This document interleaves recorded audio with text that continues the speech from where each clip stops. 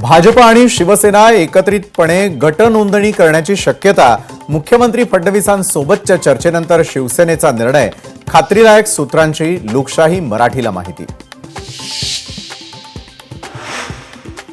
बहुप्रतीक्षित मुंबई महापालिका महापौर आणि उपमहापौर पदाच्या निवडणुकीसाठी हालचालींना वेग, प्रशासनाकडून अधिकृत अधिसूचना जारी।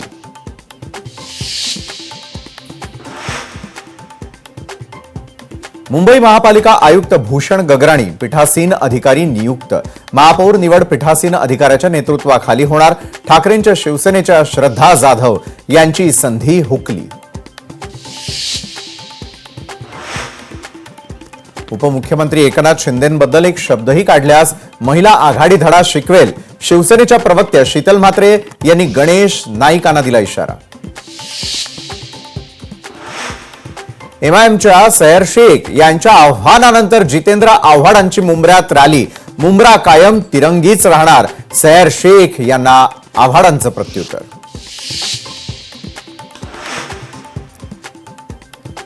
पुण्यामधील दीप्ती चौधरी आत्महत्या प्रकरण, दीप्तीची निरामय रुग्णालयामध्ये गर्भलिंग चाचणी झाली।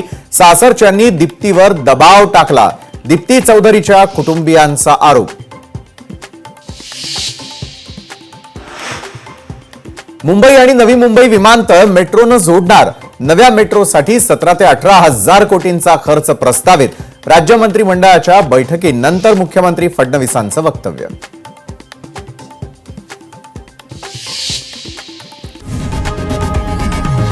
लोकशाही मराठी ऐका, पहा, जागरूक रहा।